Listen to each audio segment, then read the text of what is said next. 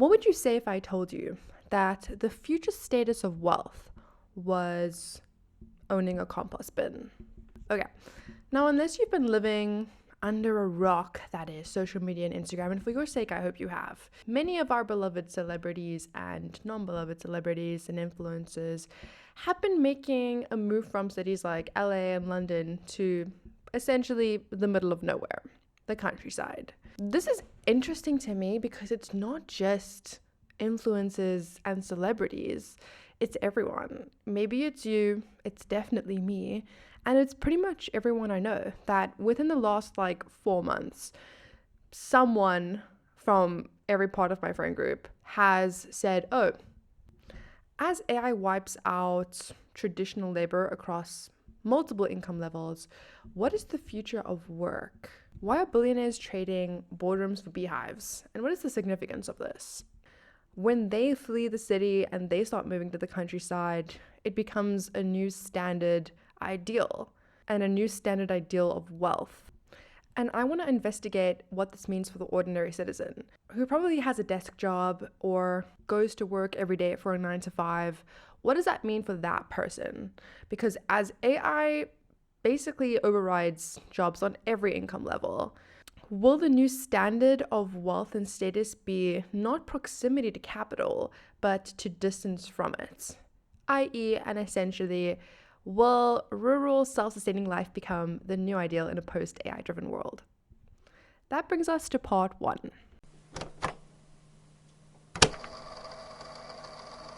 The AI revolution and the collapse of labor structures. I think that everyone at this point knows how significant AI is, but let's put us on a historical scale so we can kind of compare the bigger changes that have happened over history, in the course of history. I recently read this book called The History of Travel and Transport Throughout the Ages, which sounds pretty boring, but it's actually really interesting if you like reading boring books, I don't know. But something that really got me is how, for most of history, changes happened really, really slowly. It took hundreds of years for people to understand how to properly use and ride a horse. I'm forgetting the intricacies because I actually don't ride horses, but the Brit and the Brittle, maybe I'm saying that incorrectly. These are all things that came together slowly over time. And then there was a very big boom that we know as the Industrial Revolution. The Industrial Revolution changed a lot for people across the world. And this is because it changed how women work, it changed how laborers work, and it was probably the biggest boom and mechanical expansion that the world had seen to date. And now we have AI, and AI is even bigger than the Industrial Revolution. For reference, the Industrial Revolution was defined as a period of major technological, socioeconomic, and cultural transformation, primarily in Great Britain, beginning in the mid-18th century and spreading to other parts of the world. The significance of the Industrial Revolution was a lot of jobs were replaced, but a lot of jobs brought into the market. So my mom likes to tell the story about how I had a great-grandfather somewhere who was a shoemaker, and she has this old shoe model, which was like a big wooden foot, essentially.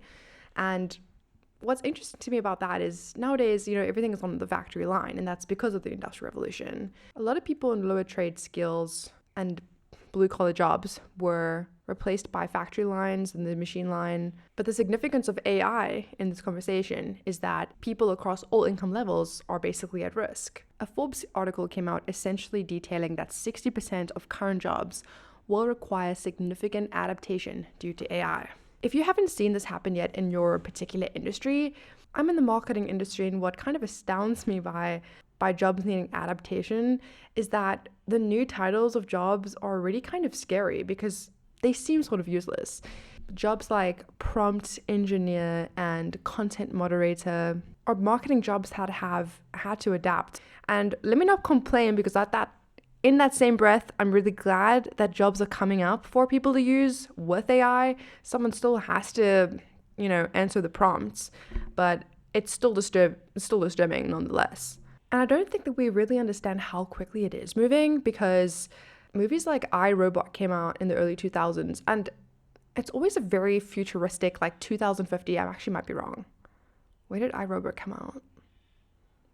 Either way, we predicted that robots would take over the world and we'd have flying cars and self-driving cars. I mean, we have Teslas, but What's interesting to me is that in these movies, the robots are kind of doing menial tasks. I mean, wasn't he like collecting Will Smith's grandma's groceries or making her dinner?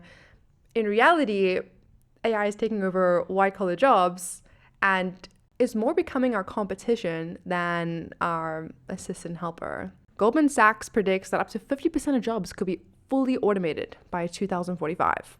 And at this point, I think everyone's aware of the great deleveraging, which is essentially that AI is taking more jobs faster than it's able to come up with new ones for us, the human population. Jobs like bookkeeping, financial modeling, contract drafting are all already at risk of AI. I actually found a journal article from the Saudi Journal of Anesthesia that stated that the use of AI in anesthesia had the potential to revolutionize the field and improve patient outcomes. Applications of AI in anesthesia were in favor of AI as it enhanced or equaled human judgment in drug dose decisions and reduced mortality by early detection. These are medical jobs. These are jobs you would ordinarily need a degree. You'd need to be studying for years to obtain. And even these people are at risk. Now, if you're not already thinking it, I'm thinking of Elon Musk and his comments on UBI. UBI basically stands for Universal Basic Income. It's a concept where every citizen receives a regular, unconditional sum of money from the government, regardless of their income or their employment status. And as far as I know, this is actually already being tested in many parts of the world. Elon Musk was quoted for saying that no job will be needed due to the advancement of AI, which is also disturbing because I feel like a lot of countries aren't equipped for the great deleveraging. A professor of philosophy at Georgetown University, Qatar, stated that at least in the short term, the growth of AI would push white-collar workers into the gig economy and into other forms of poorly paid, insecure work. The point that I'm making here is that we're highlighting the effects of AI across all income levels and across all class lines and basically every industry of jobs. I also recently heard that a lot of parents were concerned for their children because even like 3 to 5 years ago, if you went and studied computer science at university, you're almost guaranteed to have a good living. And within such a short period of time, all these students are finishing with degrees that are basically at risk when even this was an industry that 3 years ago guaranteed them some sort of safety. This basically sets a foundation where traditional urban employment is starting to lose its value and potentially laying a ground for something new. And that's why I'm going to circle back to all of our celebrity friends leaving for the countryside. Someone I actually highly respect, who is in no way, shape, or form a conspiracy theorist, mentioned that they're going to be looking at buying land because, and this was kind of a joke, but not a joke, because in the near future, we're going to need to be self-sustaining. When someone I respect says that to me, then I start to wonder if self-sustaining life is the new elite ideal for security and status in the future going forward. It's interesting because up until COVID, no one really thought about working from home. And I don't know why. My grandma had a business in the 90s that she started. And I remember she told me the story and she's like, I had, only this much money in my account and I got business cards and I rented an office and I went door to door to all of the businesses in town and pitched her business. And what's interesting is because she was the only employee, yet she went and rented an office. She could have bought her computer and put it in her house. So no one really thought about remote work until we couldn't be at office, which means the city is losing its significance. I actually saw a video like yesterday about Gilmore Girls, which I will link below, which was awesome. I'm a big Gilmore Girls fan. And the video was titled, "You Don't Hate Lorelai, You Won Her House," or something like that. And it was all about people being like, oh no, Gilmore Girls was so unrealistic because Lorelai would have never been able to afford that house. But we're taking this out of context. This was in the 90s. And if you look at the average median house price, it actually becomes a little bit more doable. And one of the topics that she brought up was that this was pre-COVID, which means there weren't really a lot of opportunities to live in small towns or in the country unless you owned a business or had generational wealth. But now that anyone can really live anywhere because so many of us are working remotely, that kind of does push up the prices of property in small towns and in the country. That brings me to part 2.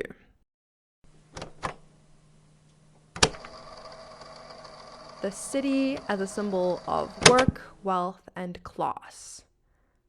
To look at the significance of a city, I have to look at its historical context throughout time. Cities have been magnets for opportunity. This is post-war, this is Industrial Revolution. So we're going to take a little trip into history, and we're going to land in about the year 1500. In the book European Cities and Town by Peter Clark, he details how European urbanization in the medieval era was led by a resurgence of cities in the Mediterranean countries. And these were often at the forefront of developing services such as banking. This is significant, and I'm going to point out how, because throughout all of history, cities have acted in one very important way, and that was the generating of wealth, being close to economy, law, and culture. Peter Clark states that cities were basically a breeding ground of civic identity and culture through public art and civic histories, the architecture of city walls, churches, piazzas, and public and private buildings. If you want to know why culture equals wealth, then the answer is basically simple. It takes money to have a beautiful home. One needs to be in a position of privilege to even have access to something beautiful to look at in general. Having access to art in the year 1500s was a privilege. Having access to beautiful buildings was a privilege. In many regions of Europe at the time, there was a very common setup. The wealthy lived in the capital, where they owned townhouses so they could be close to courts, parliaments, and basically the economy, and often owned grand estates in the country where they would have property such as agriculture, have tenants and or some system that generated wealth for them, and then once a year during the social season, go back to the city where they would marry off their daughters or try and marry their sons into wealthy families and try and get a good dowry. If you've seen Bridgerton, you know what I'm talking about. In fact, in Queen Anne's London, about 4,000 landed families and their servants lived in the capital, financed heavily by rural rents. If you've seen Downton Abbey, you might also have an idea of the system. Peter Clark continues that in cities like Paris, London, and Madrid, and other state capitals, were so packed with landowners that in 1639, a quarter of the Catalan nobility may have been resident in Barcelona. That was a very large sum of wealthy nobles living in the city. Now, drawing a very good picture of where the wealth lived in the last 100 years leading up to today. And if we take a little step forward, a little skip, let's land in 1970.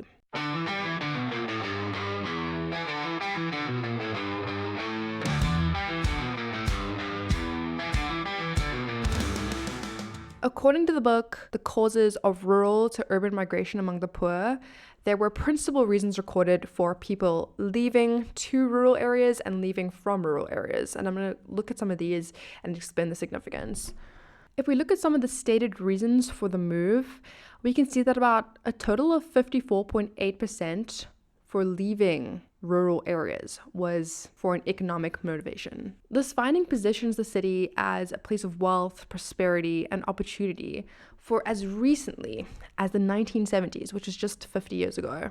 Now, if I want to really paint a picture of the significance of a city, I can't really look at it without looking at the South African context. I am South African, and I have to talk about South Africa's history of forced removals. Okay, let's look at this as potentially poppy, the city as a power center. Colonial apartheid era urban planning basically concentrated political and economic power within cities such as Cape Town, Johannesburg, and Durban. These were all designed to serve capital interests, or let's say more plainly, white capital interests. And zoning laws were created to support this, leaving the country underdeveloped, underfunded, and ignored. Under apartheid's Group Areas Act of 1950, millions of people were forcibly removed from cities to peripheral or rural zones like the Cape Flats or the Transkei.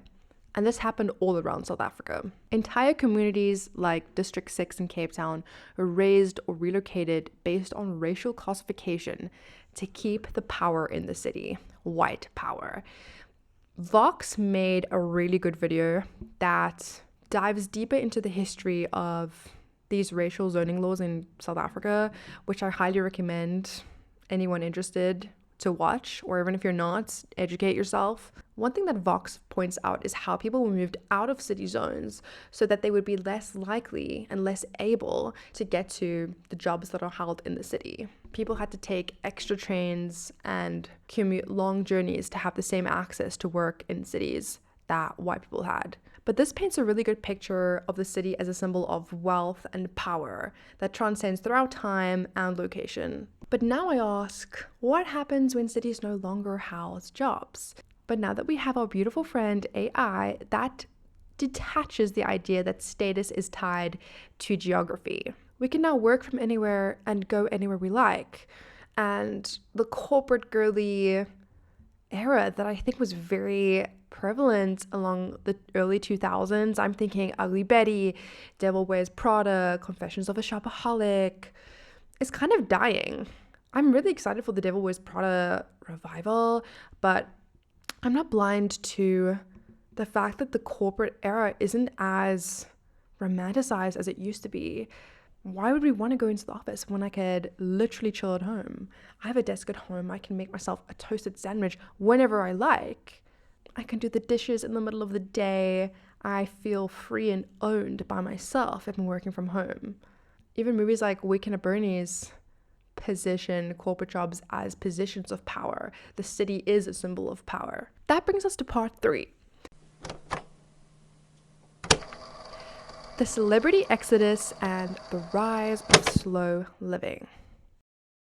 Now, we've briefly touched on the mass flee of influencers and celebrities out of cities and into beautiful countryside homes and small towns. And in order to investigate why that is, let's start back in 1970 and refer back to the book, The Causes of Rural to Urban Migration Among the Poor, because there was another study done where he talks about the principal reasons for return to rural areas.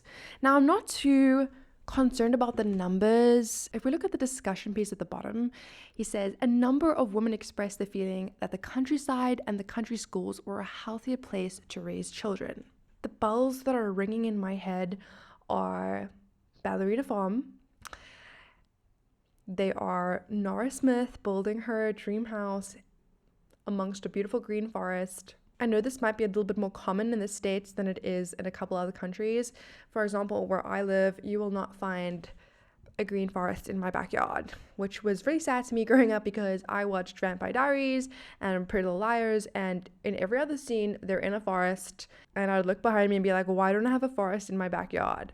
But what's important to note here is the importance on child welfare and family building. So I think from the corporate boom that we've seen in the last 100 years and the 8-to-5 lifestyle, when people wanted to build a family but keep their corporate jobs and make a lot of money, they would move from the city to the suburbs. There's a very high chance that whoever's watching this or listening to this probably also grew up in a suburb. I grew up in a suburban house. That means I had a backyard and I had a quiet street to ride my bike on, but it wasn't quite the secluded version of nature that we're being sold today, where you're surrounded by rolling hills or lush trees, where you're farming pigs and other animals, growing onions or potatoes or, whatever you want to throw into the soup. And since we no longer are tied to cities, we no longer need to move to the suburbs. The suburbs, I feel, are losing a lot of their rep. I personally do not dream of living in a suburb.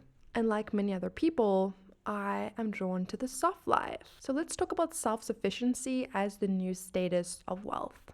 Influences like Ballerina Farm made this quite popular, this sort of off-grid luxury. But there's a few questions we have to ask. Number one, are they actually taking care of themselves? What is so important about off-grid life? And how does it link to cosplaying poverty. Okay, so let's talk about self-sufficiency as a new status. I watched a really good video by Charlie Chats where she basically theorized that the future of wealth and status will be in your ability to be offline. This positions health, control, privacy, and self-sustainability as a new form of elitism in a post-AI driven world. So why could that be defined as wealth going forward?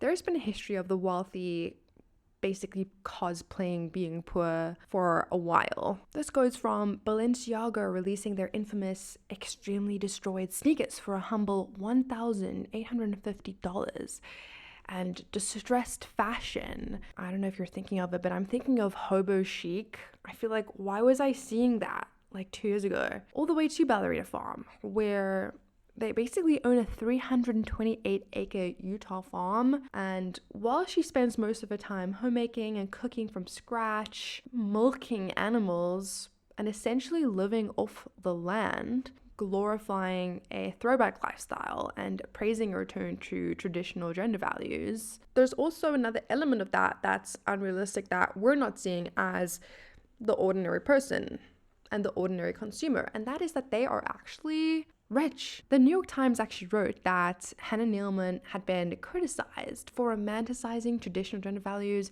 and failing to publicly display the farm's hired employees and not acknowledging the family's historical financial privilege. Most of all, that their property was listed for $2.75 million when they purchased it in 2018.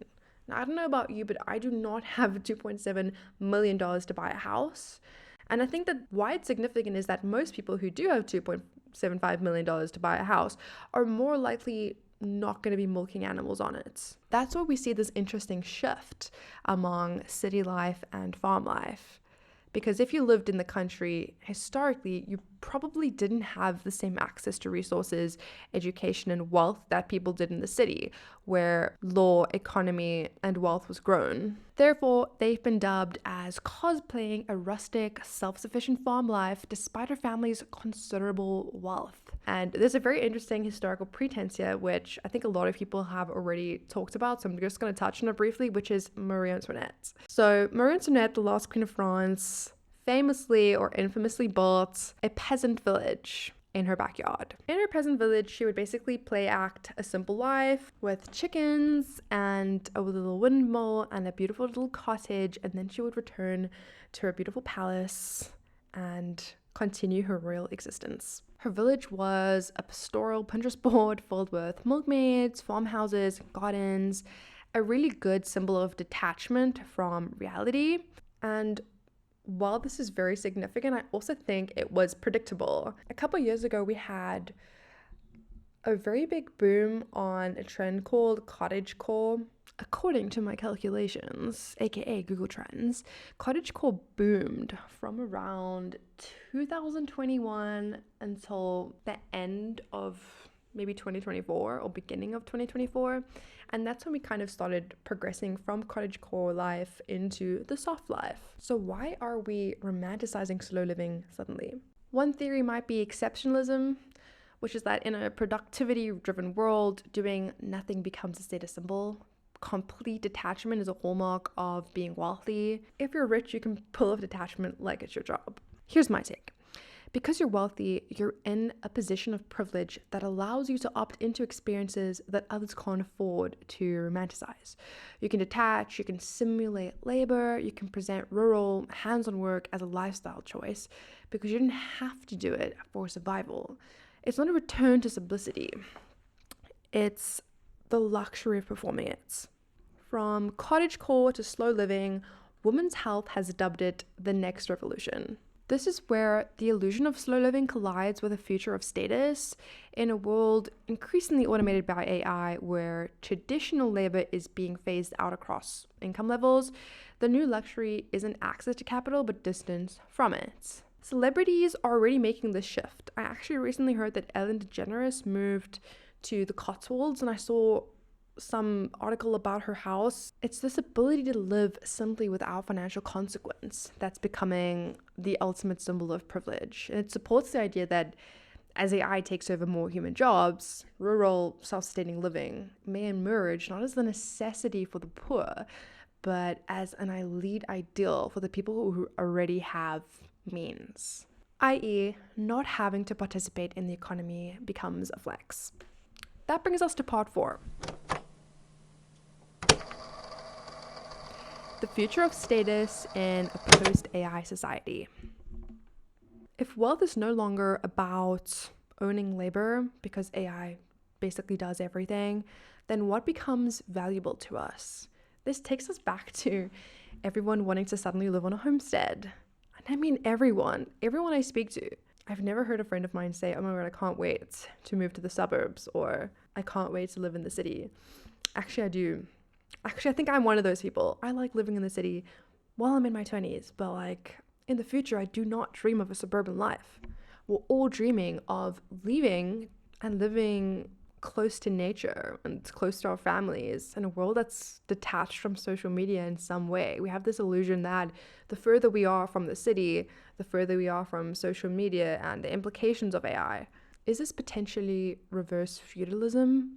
My theory, being able to take care of ourselves and live self-sustainably is going to become the new luxury. Back then, the poor worked the land with the rich, and now the poor will be stuck in the system.